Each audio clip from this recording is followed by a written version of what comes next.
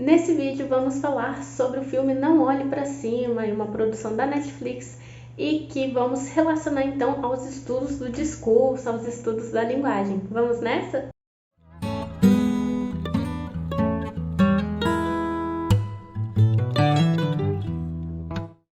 Oi gente, eu sou Amanda e bem-vindos ao canal Leve Letras. Hoje vamos falar sobre o filme Não Olhe Pra Cima, que final de dezembro de 2021, início de agora 2022, esteve aí no hype, né? Todo mundo comentando, todo mundo assistindo. Agora eu acho que já caiu um pouco aí a recomendação. A gente sabe, vivemos numa pós-modernidade, para citar Bauman, e as coisas são muito rápidas. Mas já fica a minha recomendação, acredito que é muito bacana a premissa aí, o enredo do filme. E a premissa, que para quem não assistiu ainda, é que temos aí dois astrônomos que descobrem sobre um gigantesco cometa que destruirá a Terra em pouco tempo, e aí eles participam de uma cobertura gigantesca para alertar sobre esse perigo iminente, esse fim do mundo.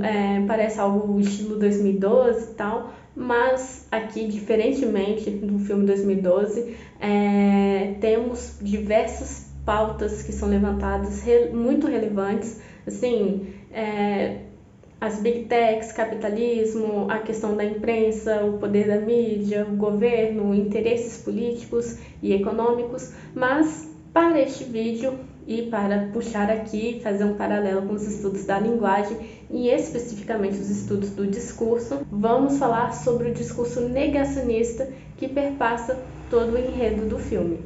Primeiramente, para falarmos sobre o negacionismo ele pode ser definido como a contestação, a negação de uma realidade, de uma verdade que é desconfortável. E na ciência podemos dizer que o negacionismo é negar provas científicas que já foram provadas pela ciência, e a rejeição de conceitos básicos incontestáveis daquilo que se foi estudado. E o que se faz esse negacionismo surgir? Bom, o negacionismo, eu acho que desde que o mundo é mundo, sempre existiu, porém, há certos períodos, há certos tempos, como o que vivemos agora, essa instabilidade, momentos de crise, o medo de um perigo iminente, que ninguém sabe que perigo é esse, ganha espaço para acontecer. E geralmente, para não falar sempre, o negacionismo tem uma tendência que favorece disputas ideológicas, posicionamentos tanto econômicos, políticos e também religiosos. Então é a negação da verdade, esse negacionismo nega a verdade, nega provas que estão ali, embasados aqui falando de ciência, para favorecer os seus interesses, sejam eles quais forem. E aí, o que acontece? Esse negacionismo, ele vai influenciar e vai dar origem a discursos negacionistas. Esses discursos negacionistas, então, começam a circular em grande escala, e hoje temos a mídia, as redes sociais, em que algo que talvez era um boato ali, aquela coisa que havia uma fofoquinha, um boato, uma difamação de alguém dentro de um bairro, que era boca a boca, hoje ganhou uma escala maior com a internet e as redes sociais. Então, essas teses revisionistas, esse negacionismo vai ganhando espaço na mídia, nas redes sociais. Então, a internet, vamos dizer, deu um holofote para que essas coisas, o alcance fosse muito maior do que antigamente. Então, essas teses revisionistas, esse negacionismo vai dando origem e vai, vamos dizendo assim, dando a base para esses discursos negacionistas. E por que aparecem? Como eu disse, tem essa questão da instabilidade, tempo de crise, e parece que estamos vivendo tempo de crise há muito tempo e ninguém vai sair, né? O tempo todo está assim, a todo momento. E também temos um outro conceito que entra, que é importante, que é da pós-verdade. No momento da pós-verdade, talvez vamos dizer assim, uma das ferramentas, um dos conceitos aí da pós-modernidade lá de Bauman, é essa tendência de acreditar mais naquilo que vai a favor das minhas crenças, das minhas ideias, do que acreditar naquilo que mesmo que a ciência prove. Ou seja, por mais que a ciência diz que A mais B é AB, se eu acho que A mais B é AA, e isso vai de acordo com as minhas crenças, eu vou acreditar nisso. É um exemplo muito tolo, mas para vocês entenderem essa relação de que na pós-verdade, nessa modernidade, há uma crença muito maior naquilo que vai em favor, vai na mesma direção do que eu acredito, do que algo mesmo que seja provado pela ciência. E isso vai embasando cada vez mais esse discurso negacionista, que nega as provas científicas, que nega a história, que fala que o Holocausto ou ditadura militar no Brasil nunca existiu, que só foi um movimento militar, né? Ou que ainda foi uma revolução, para sermos mais claros. Então, o surgimento da pós-verdade, que é esse conceito ligado de que eu acredito no que vai em direção ao mesmo lado das minhas crenças, propicia o surgimento de discursos negacionistas, de fake news, através desse medo, dessa instabilidade, tudo passa muito rápido, as redes sociais dão esse boom para que aconteça uma fake news, né, gente? Se era num bairro, como eu disse ali no início, era um boca a boca, talvez alcançava muito menos gente. Hoje, se joga ali no WhatsApp, numa rede social, como um todo, pronto, tá aí, todo mundo acredita, ninguém tem a curiosidade de pesquisar, até porque se aquilo vem com influência com o que eu acredito, porque eu vou pesquisar algo que pode provar que seja o contrário? Então, assim como lá no filme, há essa questão, primeiro a gente vê lá no filme, dando aqui um pequeno spoiler para quem não assistiu, que primeiro não há o interesse do governo de combater esse cometa que está vindo e tal, porque está no meio de uma disputa governamental, há toda uma questão ali do Estado sendo perpassada. Quando viu que a coisa ia piorar, aí foi atrás dos astrônomos, falou, não, a gente vai te ajudar. Mas tudo com interesses políticos.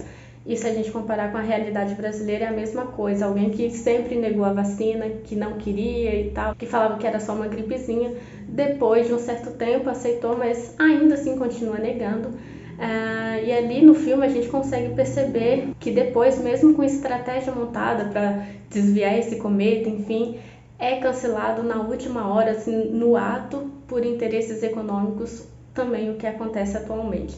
Então, a mesma ideia daquele discurso negacionista que rola no filme, de negar a ciência, de que não vai acontecer, ou de tentar se aproveitar ainda dessa situação catastrófica, é a mesma coisa de quem disse que é só uma gripezinha, que ditadura militar no Brasil nunca existiu, que foi um momento de revolução e que precisava ser comemorado. E é engraçado também, aqui se a gente pensar nos estudos do discurso, é que lá no filme tem uma certa cena em que o filho da presidente lá, que também não faz nada, ele começa a se referir aos outros, são eles que colocam o problema, e aí surge um não olhe para cima, ninguém precisa olhar para cima, ainda que a ciência provou que está vindo um cometa, não olhe para cima. E aí esse filho da presidente, ele se refere aos outros, a esse perigo lá de fora, que é algo muito bacana se estudar aqui no estudo do discurso, por exemplo, é um sujeito vazio, é um sujeito não nomeado, que é uma relação bem legal de se estudar. Esse perigo, ele não tem nome, e quando não tem nome, como a gente vai se referir a ele, certo? Então é uma questão bem legal de se analisar tanto no filme como em discursos negacionistas que acontecem hoje, não só negacionistas, mas discursos com interesses políticos aí. E o filme, que tem essa premissa de ser uma comédia, eu confesso que seria cômico se não fosse trágico, porque a similaridade que há do filme com a realidade, e olha que ele foi escrito antes da pandemia Covid-19, é muito marcada, muito intensa. Qualquer um que queira ver, que olhe para cima, consegue perceber a relação do que acontece com o filme com a realidade, aqui especificamente a realidade brasileira. E há até aliás, uma frase do Gramsci que ele fala que pior do que as armas, pior do que apontar a arma para uma pessoa, ou que Althusser também vai falar sobre o aparelho repressivo do Estado, o pior é o discurso, porque ele penetra em todos os lugares. Então, cabe a nós estarmos atentos a esses discursos que circulam em sociedade, discursos que negam a verdade, discursos que negam a ciência, e fazermos jus, combater esse tipo de discurso e fazer circular novos. Esse foi o vídeo de hoje, espero que vocês tenham gostado. Eu sei que é um tema, vamos dizer que polêmico, muita gente se divide, um quer, o outro não quer. Não estou aqui me referindo à ideologia política, estou falando de discurso negacionista que está sendo sim permeado, que está sendo sim circulado cada vez mais na sociedade. É só você dar um Google, é só você pesquisar em qualquer rede social que você vai se deparar com esses discursos negacionistas, esses discursos que revisam a história e negam fatos passados que qualquer um que quiser realmente procurar sabe que é verdade. Cabe a nós estudarmos, sim, estudarmos cada vez mais para podermos perceber essas relações que perpassam, porque todo discurso é político, todo discurso é permeado por ideologia e cabe a nós começarmos a perceber essas relações, esses jogos de poder que ocorrem na linguagem, porque a linguagem também é poder, é através dela que a gente fala nossas ideias, é através dela que a gente pode falar a verdade, combater a mentira, as fake news, ou outros que preferem negar a verdade e continuar com o discurso negacionista cada vez mais e que a gente sabe que está ganhando campo. Então, se você gostou desse vídeo, curte, compartilhe com os amigos e vamos juntos neste vasto universo da linguagem verbal humana. Tchau!